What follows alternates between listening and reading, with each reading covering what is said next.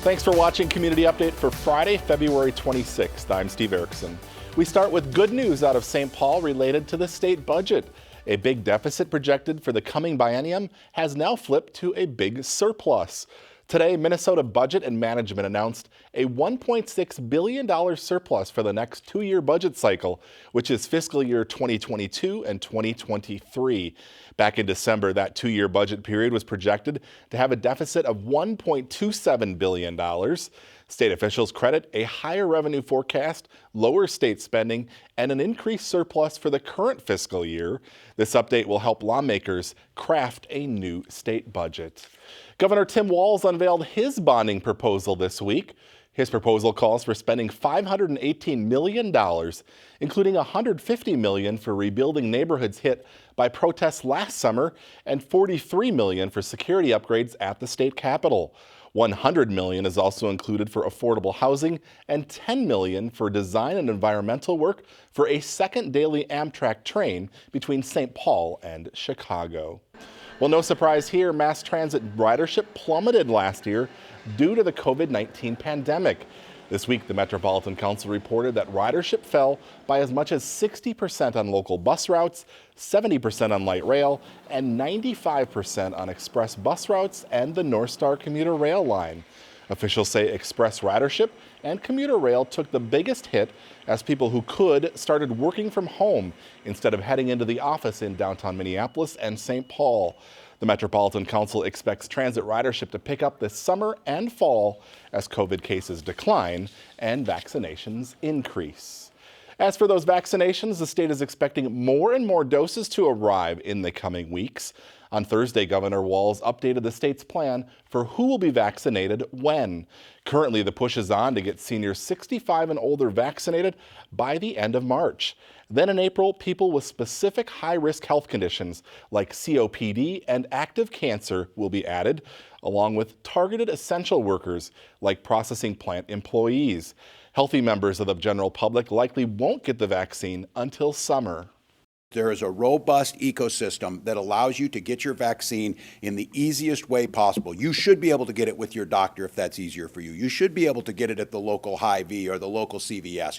You should be able to get it at a clinic that you use. Or if any of those things don't work, the state has stepped up and put out pop-up sites and some permanent sites where you can go in and get them there. So far, Minnesota has received around 1.2 million doses of vaccine, and a third vaccine could be on the horizon from Johnson & Johnson. Vaccinations also continue for teachers and other school staff members. In an update to the school board this week, Anoka Superintendent David Law said all interested staff will receive their first dose of vaccine by March 6th and second dose by April 2nd. In the meantime, middle and high schools in District 11 are preparing for a full return to school the week of March 22nd. Students would be in person 4 days a week and online just 1 day. The district says middle and high schools can't do 5 days of in-person learning because the state requires extra prep time for teachers doing distance learning. If we find a way to adequately support our teachers and provide it in 5 days a week, I'd bring that back to the board in another update. Right now, this is the part that's causing districts to announce 4 days a week. The superintendent also pointed out schools can be shut down if students and staff with flu or COVID-like symptoms reaches 5% in 1 week. He says it's already happened in other areas of the metro. Last week, NASA's Perseverance rover touched down on Mars after a 7-month journey. The successful landing was watched around the world and by local residents, one with ties to the mission. CTN's Steve Antis has more. Touchdown confirmed. Perseverance safely on the surface of Mars. Millions of people joined the NASA celebration via live stream on February 18th as the Perseverance Mars rover landed on the red planet, including students at Coon High School. Seeing everybody's reaction to it landing, everybody cheering and being so excited, I loved that energy. It was incredible to see a successful landing. 11th grade biology teacher Kimberly Likens hosted a watch party after school for dozens of her students on Google Meets. That whole week I was communicating to my students how exciting this moment is going to be, and just being able to experience that with them made it so much more special. Indicate chute deploy. Junior Austin Cooper held his breath as the parachute slowed the rover's descent. I was watching the parachute deploy. because that way you know that there's going to be a safe landing. Cooper's classmate, Luis Ortega, sported a NASA face mask. He joined the watch party from home. For me, it was actually after and getting to see pictures of Mars from the rover. When we were talking about the Mars rover, she talked about actually working there. A few years ago, their teacher, Miss Likens, spent 2 years as a NASA intern where she conducted research related to the rover's mission.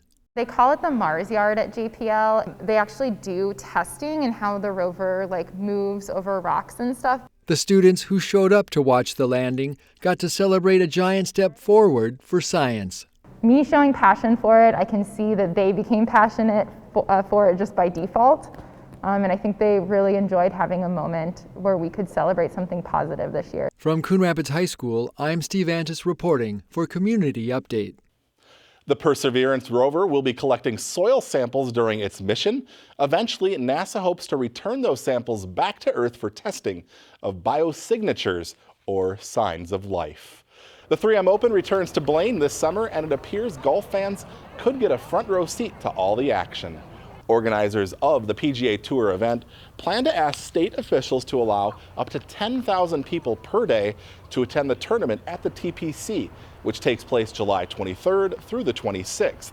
Last year, spectators weren't allowed due to the pandemic.